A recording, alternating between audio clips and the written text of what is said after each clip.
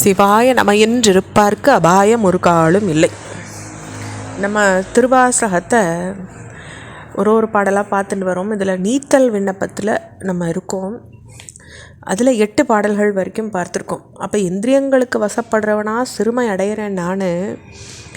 அப்போது அந்த ஜிதேந்திரியங்களும் ஐம்பொறிகளை வென்றவனாகவும் ஆகிறதுன்றது ஒரு ஆத்ம சாதனத்துக்கு இன்றியமையாதத கோட்பாடடாக இருக்கே அப்படின்னுட்டு சொல்கிறார் அந்த 8வது பாடலில். நம்ம 9வது பாடலை பார்க்கலாம். இருதரை கொள்ளியின் உள்ளெரும் பொத்து நினைப்பிரிந்த விரிதலை ஏனை விடுதி கண்டாய் வியன் மூ உலகுக்கு ஒரு தலைவா மண்ணும் உத்தரகோச மங்கைக்கரசே பொறுதலை மூவிலை வேல் வளன் ஏந்தி பொலிபவனே. அப்போ என்னெல்லாம் சுவாமி வச்சுட்டுருக்கார் பார்த்தீங்களா? வலனேந்தி, அப்போ வெற்றியோடு இருந்து விளங்கக்கூடியவனே. மூவிலை வேல், அப்போது மூவிலைனா 3 இலைகளாக, ஒரு வேலுக்கு ஒரு இலை, 3 இலைகள் கொண்டது திரிசூலமான அந்த சுவாமி வச்சுருக்கிறது. அப்போ வேலுக்கும் திரிசூலத்துக்கும் தமிழில் சொல்லும்பொழுது மூவிலை வேலுங்கிறார் திரிசூலத்தை. என்ன ஒரு அழகான வார்த்தை பாருங்கள். அப்போது சுவாமி திரிசூலத்தை தாங்கிண்டு வலனேந்தி, அதாவது வெற்றியை ஏந்திண்டு இப்படி இருக்கக்கூடியவனே, இந்த அகன்ற உலகுக்கும் விரிதலை ஏனை உலகுக்கு நீ ஒரு மூவுலகுக்கும் ஒப்பற்ற தலைவனாக இருக்கியே.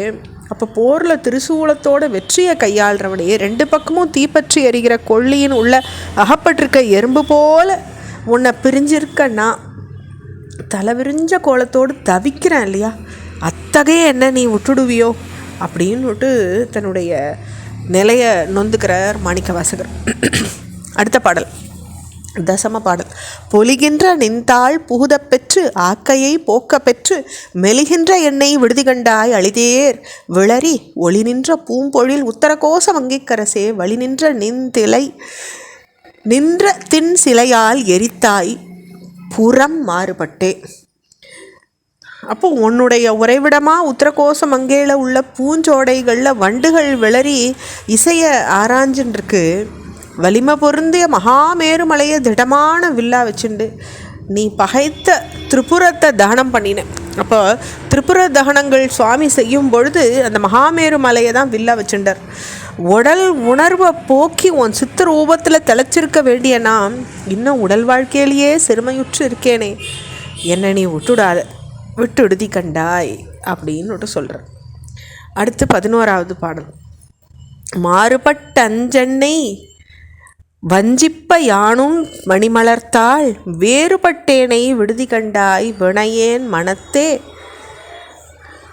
ஊரும் மட்டே மண்ணும் உத்தரகோச மங்கைக்கரசே நீருபட்டே ஒளிகாட்டும் பொன்மேனி நெடுந்தகையே. அப்போ கர்மஸ்வரூபமான என்னுடைய மனசில் சுரக்கிற தேனே, திருநீர் பூசப்பெற்று பிரகாசிக்கிற பொன் போல மேனிய உடைய. அப்போ அந்த மேனியை பொண்ணுன்னு பலதரம் சொல்ல நம்ம கேட்டிருக்கோம். அப்போ ஒளிகாட்டும் பொன்மேனி நெடுந்தகையேங்கிறார். அப்போ பொன்னார் மேனியனாக இருக்கியேன்னு வேறு இடத்துல சொல்கிறார். அப்படி இருக்கிற மேனியை உடையவனே, அந்த மெய்ப்பொருள் காட்சியை திரிவுபடுத்துகிற ஐம்பொறிகளில் கட்டுண்டு இருக்கிறதுனால உன்னுடைய ஸ்வயஞ்சோதி ஸ்வரூபத்தை சுவானுபவத்தில் பெற இயலாது நான் உனக்கு வேறுபட்டவனாக இருக்கேன். இல்லைனா உன்னோட நான் ஐக்கியமாயிட மாட்டேனா, இப்படி நான் தனியாக இருக்கேனே அதுவே எனக்கு ஒரு பெரிய இடைஞ்சலாக இருக்கேன்னு நொந்துக்கிறார் மாணிக்கவாசகர். அதனால நீ என்ன புறக்கணிக்கிறது பொருந்துமா? அப்படி வர முடியாத, உன்னோட கலக்க முடியாதவனாக இருக்கேனே நான், என்னை நீயே ஆண்டுக்க கூடாதா? இப்படி என்ன புறக்கணிக்கிறது பொருந்துமான்னு கேட்குறேன். அடுத்த பாடல். நெடுந்தகை நீ என்னை ஆட்கொள்ள யான் ஐம்புலங்கள் கொண்டு விடும் தகையேனை விடுதி கண்டாய் விரவார் வெறுவ அடும் தகை வேல் வல்ல உத்தரகோச மங்கைக்கரசே கடும் தகையேன் உண்ணும் தெள்நீர் அமுதம் பெருங்கடலே. அப்போ அஞ்ஞானம்ன்ற பகைமையை மாய்க்க வல்ல சூலாயுதத்தை உடையவனே, தளர்வோடு கிடக்கிற நாம் பருகும் தெளிநீர் போன்ற அமிர்த சாகரமே, நீ கருணாகரனாக இருந்தும் என்னை ஆட்கொண்டிருக்க. என் இப்படி இருந்து கூட நான் பொறி வழியே போய் உன்னை பிரிஞ்சுன்னு இருக்கேனே, ஆனாலும் நீ என்னை விட்டுடாத அப்படின்னு நினைவுபடுத்துகிறதா இந்த பாடல் இருக்குது. தொடர்ச்சியை நம்ம அடுத்த பகுதியில் பார்க்கலாம். ஓம் நம சிவாய்.